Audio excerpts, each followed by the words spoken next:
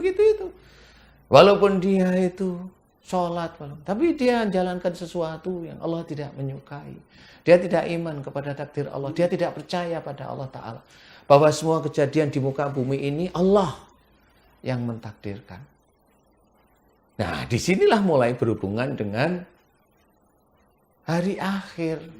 Orang iman kepada hari akhir, tanya, kamu iman kepada hari kiamat? Iman. Kan mulutnya iman. Kebanyakan gitu Pak Ustaz. Nah iya. Orang muslim semuanya tanyain, hafal itu di luar kepala. Sampai tidur pun tanya, kamu iman pada hari akhir? Iman. Nah, bagaimana yang namanya iman dengan hari akhir ini? Sama seperti takdir itu, kita harus membreakdown apa maksudnya percaya dengan hari akhir ini apa? Maksudnya iman kepada hari akhir ini apa? Kenapa harus diimani? Cukup aja mulut saya berucapkan cukup.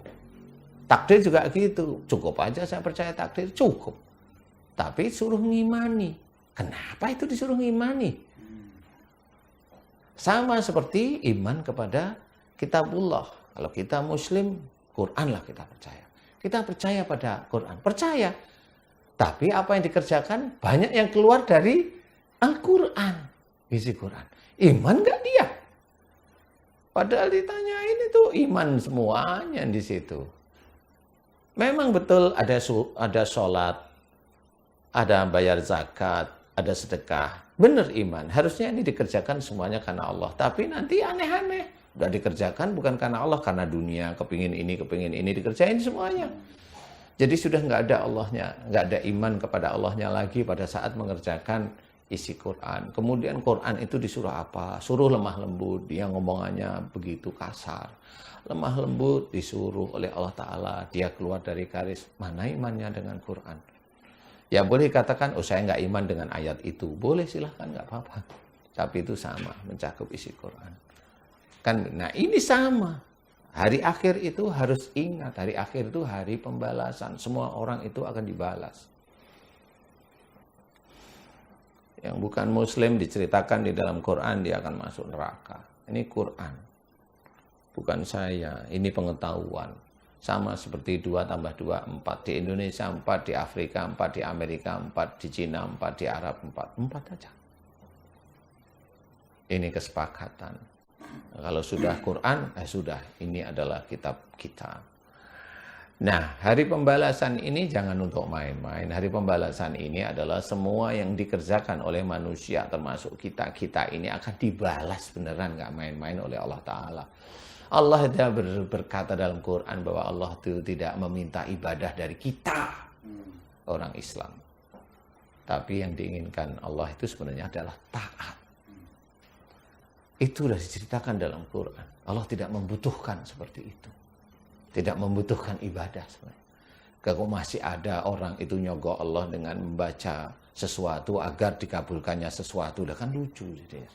Nggak bisa seperti itu. Berpikirlah logis, berpikirlah, banyak dalilnya itu sudah banyak.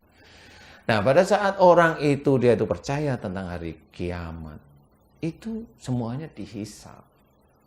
Perbuatan sekecil apapun udah dijelaskan, sebesar biji zarah itu akan dicatat, baik itu yang buruk maupun yang baik. Yang buruk dicatat 1, yang baik dilipatkan. Udah dijelaskan. Tapi jangan terus bangga, yang baik dilipatkan. Lah pertanyaannya adalah, emang kita tahu yang baik itu berapa, yang buruk kita berapa? Nggak akan tahu. Kalau kita mau muhasabah, mau mencoba evaluasi, coba kita berpikir, kita sholat itu berapa kali sehari? 5 kali, tambah sunnah. Berapa sih dihitung, berapa menit sih? Kemudian kita gibah, berapa jam kita gibah? Kemudian belum lagi kita share sesuatu yang memang itu salah. Itu share itu terbuka terus, berapa jam itu? 24 jam terbuka terus. Dan itu bisa aja itu menjadi dosa. Dosa kemana kita? Banyak. Belum lagi ke keluarga. Belum lagi sebagai pemimpin, pejabat dan sebagainya. Banyak lagi. Dan kalau kita percaya pada hari akhir ini, kita harus ingat semua kesalahan-kesalahan kita akan diungkapkan oleh Allah Ta'ala. Kalau kita menceritakan, kalau orang itu sukanya buka aib di dunia, dia di akhirat itu akan dibuka keburukannya beneran. Dan kalau dia itu tidak mau, sudah dijelaskan bahwa jangan buka aib saudaramu. Itu dijelaskan oleh Allah Ta'ala. Wala tajassasu, jangan mencari-cari kesalahan orang lain. Kita, orang Muslim itu banyak yang masih seperti itu. Masih aja cari-cari kesalahan orang lain.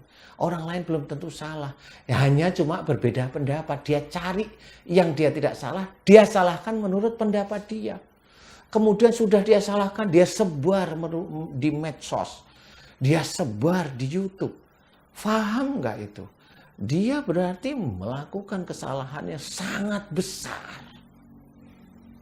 Di taklimnya dia sebarkan.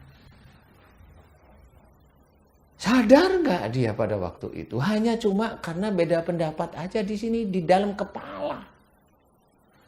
Dia sebarkan sesuatu yang dia tidak paham. Dia tidak belajar. Dia tidak mau belajar. Dia hanya melihat matanya. Dia hanya mendengarkan telinganya. Dia tidak mendengarkan semuanya. Akhirnya kesalahan mutlak yang dia sebarkan menjadi fitnah.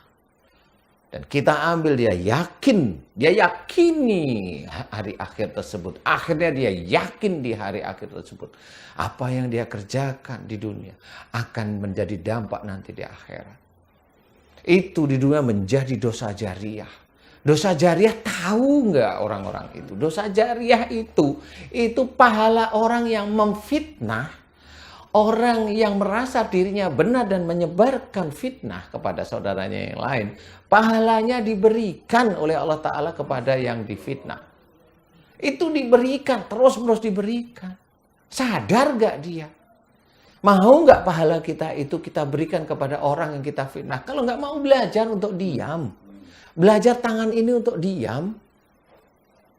Gitu. Nah, karena dia tidak sadar, dia gak percaya. Akhirat itu nggak percaya. Nggak percaya, walaupun dia ngomong mulutnya, dia nggak percaya. Apa yang dia lakukan dengan mulutnya itu nggak jadi satu.